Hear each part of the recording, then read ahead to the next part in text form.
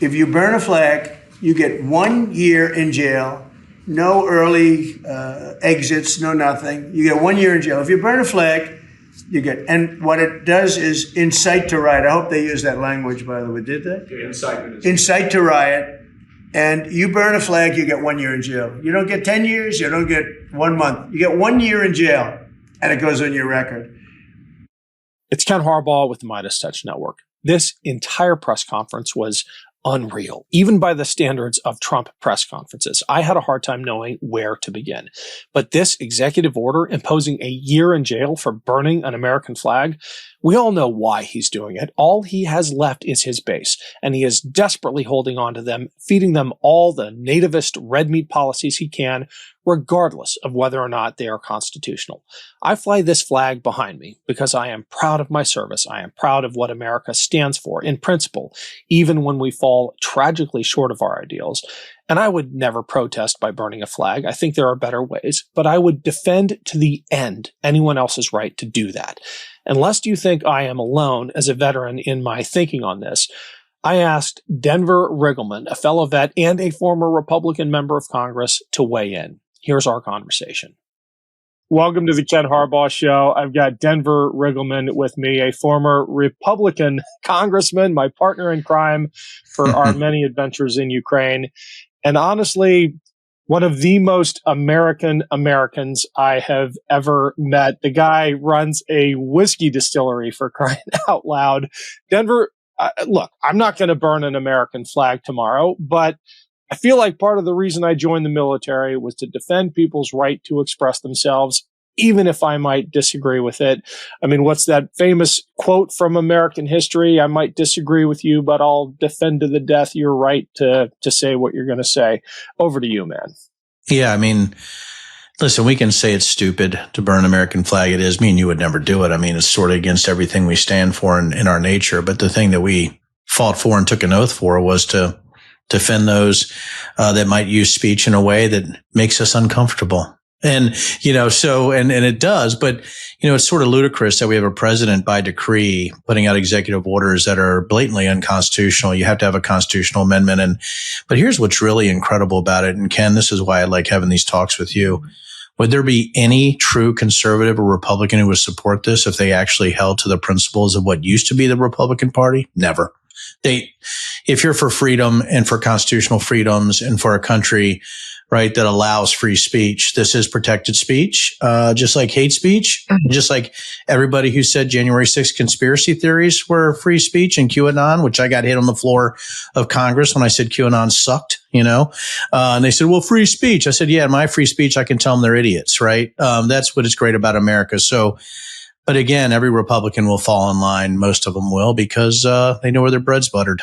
Yeah, I got to imagine you hardly recognize your former party. It is no longer the party of small government. They're literally taking stakes in private companies. It's no longer the party of strength in defense. They are carving up Ukraine to appease fellow dictator Vladimir Putin. It's got to be really weird in your shoes, having once been, one of the Tea Party voices. Well, Ken, I think there were some people, I would say 1 in 100, who went into politics thinking about service. And I really did. As you know, I didn't have any political background when I was elected. I think what I'm just, and I'm trying to say this, as you can know, there's a lot going through my head. So I'm trying to be very delicate right now. But the fact that we've already gone over the waterfall, I don't know if we can come back from this. I mean, I think people are afraid to say authoritarian. I think they're afraid to say fascism. I think they're afraid to say state-owned means of production. During the campaign, you called Kamala Harris a communist, but the Biden-Harris administration, they never called for nationalizing a private company with the federal government like you're proposing with Intel. What do you say to some who say this is a bit hypocritical, and is this the new way of doing industrial policy? Yeah, sure it is. I want to try and get as much as I can. If people come in and they need something, as an example, now, in the case of Intel, it was interesting, but I hope I'm going to have many more cases like it. Intel came in. I said, I'd like to ask whether or not you'd give because a lot of people said I invested in it. I didn't invest, but I invest my heart in it and my soul because I want the country to be strong. But I said, I'd like you to give 10% of Intel to the United States of America. The Intel thing is so egregious. What he did with really extorting NVIDIA and other companies about their business in China, and the fact he said the government should take a stake in more of these operations across the country, nationalizing things, which sounds a lot like National Socialism. I don't want to go there too much, but this is really the tyrant's playbook. And then while I'm looking at it, then he comes out with this decree. This is really to appeal to the most ignorant of his voters. This is to whip up this populist sentiment that anybody who's not American and, looks like this, right, is not worthy to be here. And I think he's also trying to build the framework for everything that he's doing. The 19 cities or the 19 areas he wants the National Guard to go into, what he's doing right now in Washington, D.C. Really, he's leading up to the Insurrection Act. And I'm wondering how this affects the midterms and if he's looking for as many excuses as possible to deploy troops. I'm glad you brought that up because we have to work backwards from that. That's what this is all about. And even when we were wargaming the worst case scenarios, I didn't anticipate some of this. Case in point, one of our fears during those war games 18 months ago, 12 months ago, was him bringing back the Proud Boys and the Oath Keepers back into the fold. I mean, that started with the pardons, right? But did you ever anticipate that instead of just deputizing those folks, he would create his own internal police force with ICE and just fold those wackos into it? I mean, he leapfrogged our entire worst case scenario and is building himself an internal police force with a budget bigger than the Marine Corps that is recruiting the same people we've been warning the country about.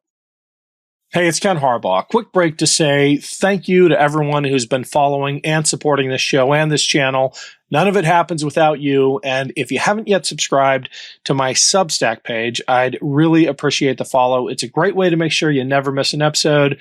It's free to sign up. And if you're able to pitch in a few bucks, every dollar goes back into the show. Just search for The Ken Harbaugh Show on Substack or click the link below. Thanks. You remember when Bannon said flood the zone with SHIT, right? But they're flooding the zone with fascist SHIT, right? Because look what happened to Bolton. Yeah. Ambassador Bolton. Look what he did with the flag burning executive order, but also look what he's doing in cities, imagined emergencies, deploying battleships to Venezuela. There's so much stuff happening that's beyond the pale constitutionally, but also even common sense or intellectually that it goes to, again, he's simply reinforcing who he is, but his loyalists are really lackeys that are going along with this or this fascistic authoritarian stance, that this unitary executive theory that the Supreme Court is supporting all the way down the line. And I think this flag burning executive order is just part of the chaos. And I think really a lot of it comes from his advisors like Russ Vought from Project 2025. But also if you look at the people around him, it might be the most untalented group of people ever assembled in the United States government, and the most ill-meaning, the most immoral, and the most rudderless. These are the daddy wanting appointments, and their daddy is Trump, and that's how they're acting, and that's what we have to deal with right now. They sure are. That is a perfect segue for the clip I want to end with, which is the backdrop for this press conference. Vance and Hegseth and the others, the sycophants with daddy issues, who they just feed his ego with everything they have. And I'm using this clip in particular because he talks about renaming the Department of Defense the Department of War. It's laughable on its face for anyone who has an appreciation of the history of that department. But what a buffoon. Here you go. So it used to be called the Department of War, and it had a stronger sound. And as you know, we won World War I, we won World War II, we won everything. Now we have a Department of Defense with defenders. I don't know. If you people want to, standing behind me, if you take a little vote, if you want to change it back to what it was when we used to win wars all the time, that's okay with me. All right? That's coming You soon. you let me know if you want to do it. I think Department of War. It just sounded bad. He said, sir, on behalf of the Department of Defense. Defense. I don't want to be defense only. We want defense, but we want offense too, if that's okay. So you'll make a decision. But, as Department of War, we won everything. We won everything. And I think we're going to have to go back to that. Denver, I guess we got to end with you because you leave everyone. Well, you raise spirits in every room you walk into. Try to raise our spirits, or maybe not. Well, I have spirits with me, a little bit left, by the way. So I'm going to raise spirits. But, I don't want what we're seeing is the DOD instead of the Secretary of Defense or Secretary of War. I think the DOD is turning into the Department of Dipshits. And I think that's the issue that we're seeing with the people that were standing behind Trump and what he's saying today. We'll leave it there, Denver. Thanks so much. See you, buddy. Love this video? Support independent media and unlock exclusive content, ad-free videos, and custom emojis by becoming a paid member of our YouTube channel today. You can also gift memberships to others. Let's keep growing together.